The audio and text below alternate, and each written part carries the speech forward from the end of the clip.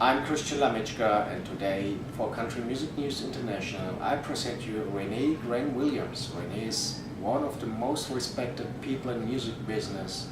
She worked as director with big orchestras, was an opera star in her younger days, and also dealing with the big names in country music by teaching them how to sing. Renee, it's our second time we meet each other. Could you please tell us a little bit more about what you're doing now? Well, I'm always doing something new, as you know. I published a book, and I started a chorus in Music City in Nashville, a community chorus that was funded by a very eccentric millionaire, and he was a benefactor of many non-profit organizations in Nashville. And we had about 100 voices and would always do our works with orchestra. And you can see up here, there's some of the posters there's our Mozart C minor Mass and the all-night vigil. And I did a Handel's Messiah in a nightclub. Okay.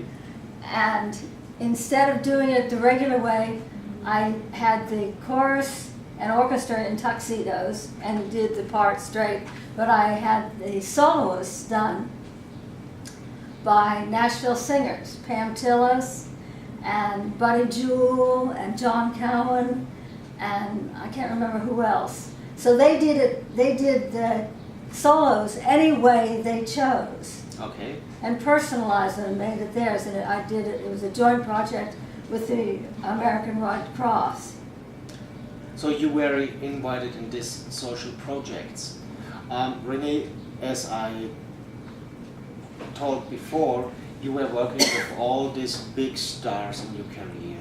So, and I know there are a couple of stories you can share, and there are some stories I know you can't share with us. But this is true. Can you please tell us a little bit what was the best story you can share with us? That's a hard one. I have to go through and X-rate them.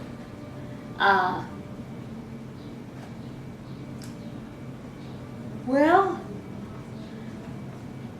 Rodney Crowell, the wonderful writer, was working with me, and he would come in every day, and I had this cute curly-haired blonde secretary assistant, and he would come in every day for a lesson while we were working on his album.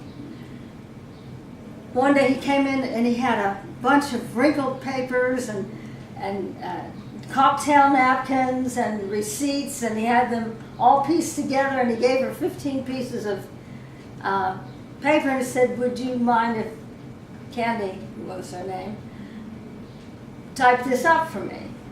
And so she did. He came out and took a look at it, and he said, "Interesting, this isn't what I wrote, but I like this better," and then used it. Okay. And didn't give her credit. Oh, wonderful. Well, Renee, I know when the big stars on stage, they show up a very professional style, so you don't see them nervous. And I believe when they come to you and say, "Okay, Renee, teach us a little bit more about that we can come up with a better voice on stage," are they nervous? They are, because their reputation has been built on who they are, and they're afraid they will be changed, and not in a good way.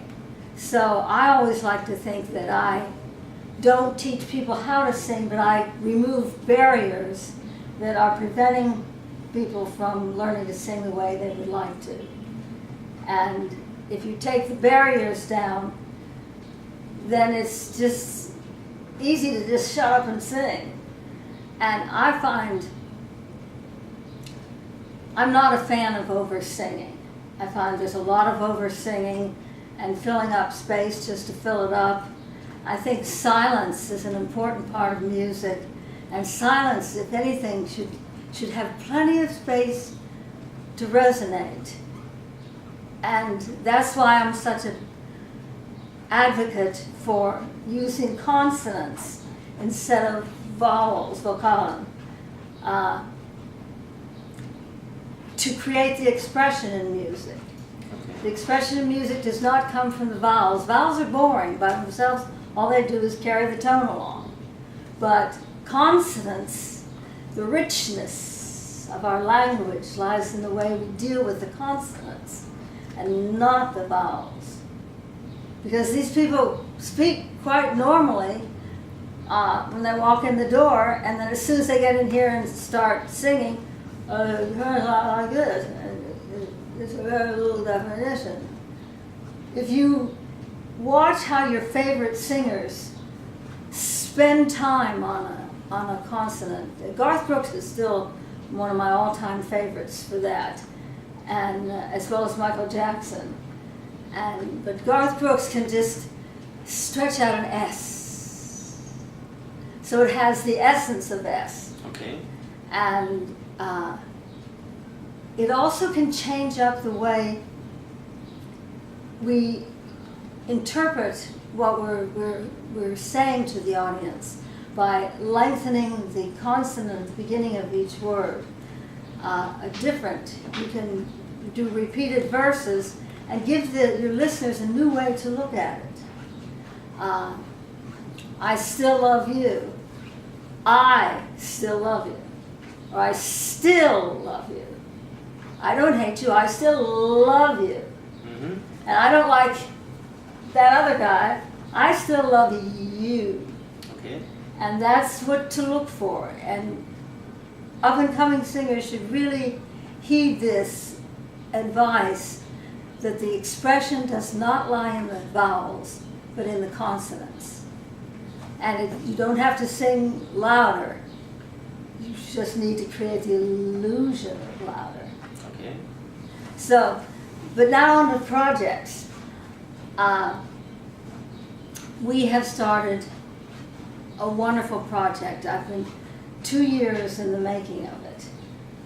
I have a website that's a learning, it's like an institute. Mm-hmm. It's I feel I ought to get it registered with one of those Phoenix type organizations. It's so rich and deep, and it has book lists and video lessons with me teaching breathing to this person, and you get to see, it's like you get to step inside the voice studio and be a fly on the wall. Okay, so if I understand it right, you're teaching people now over the internet how to sing. Over Skype, yes. Yeah, okay. And that's a little different. I have so many people who work with me from other countries, yeah, and a distance that I do a lot of lessons with over Skype. But this website, it's $30 a year, and that's less than It's less than $1. It's not much. Yeah. It's $30 a month, but $250 a year. And that's like the price of one voice lesson. And you get tips, and I have a Stephen project. We have one person in our group who is the worst singer in the world. And they put up the Stephen challenge to me to see if I could teach the guy with the lounge lizard delivery how to sing. And it's coming along. It's coming along. And we have written lessons each month. Each week we have news lessons, which we're calling our video lessons. We have a forum, and we're all set up at Cyber Voice Studio. If you go to Cyber Voice Studio and sign in, you'll be taken to 13 weeks actually. 13 weeks of free voice lessons. But it's just this little smattering of what you'll find on the site itself. It gives you access to a couple of the things. There's even a nude picture of me on there at age 3 months. Okay. And I put some of my music on, my singing on there. Okay. Because there's a perception that's largely true that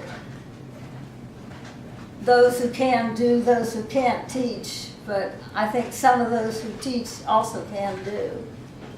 And I'm just so excited about this.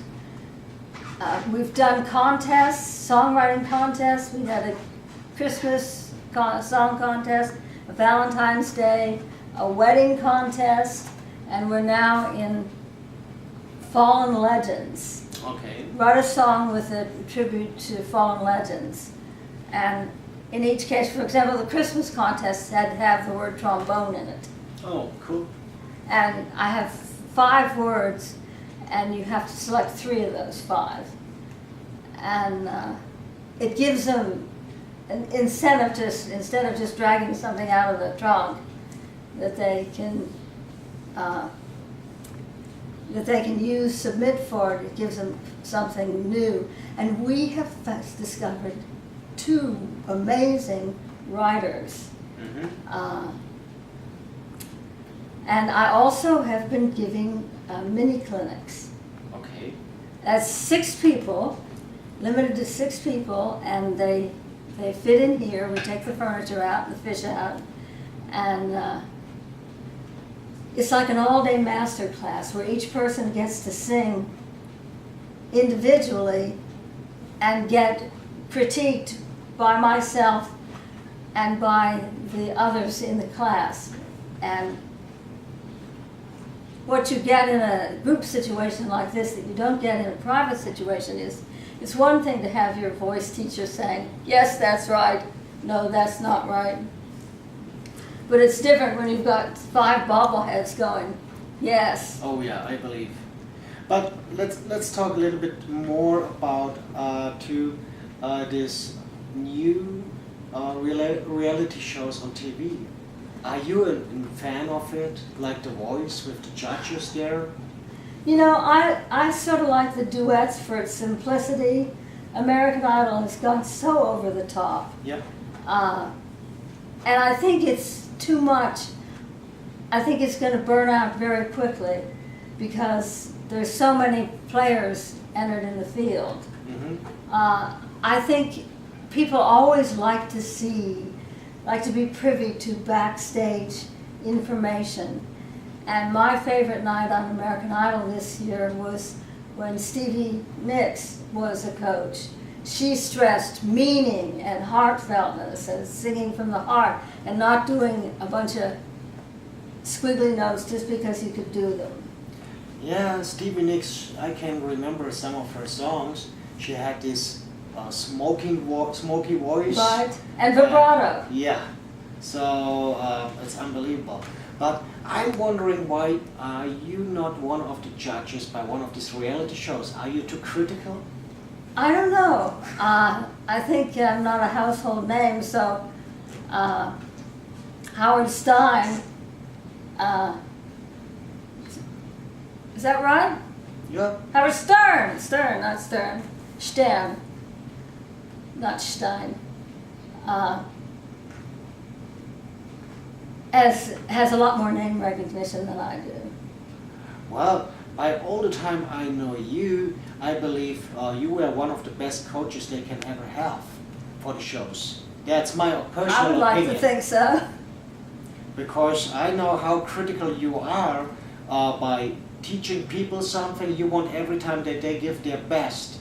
Right. And that's, by the way, built the reputation of Renee, because if you go to her, you get the best deal you can ever have in your life. She is the best vocal coach I know, and she teaches you everything she knows.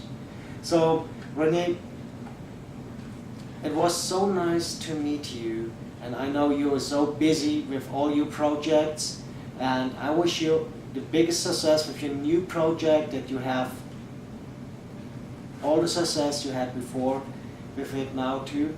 So it was nice to meet you. Pleasure, pleasure.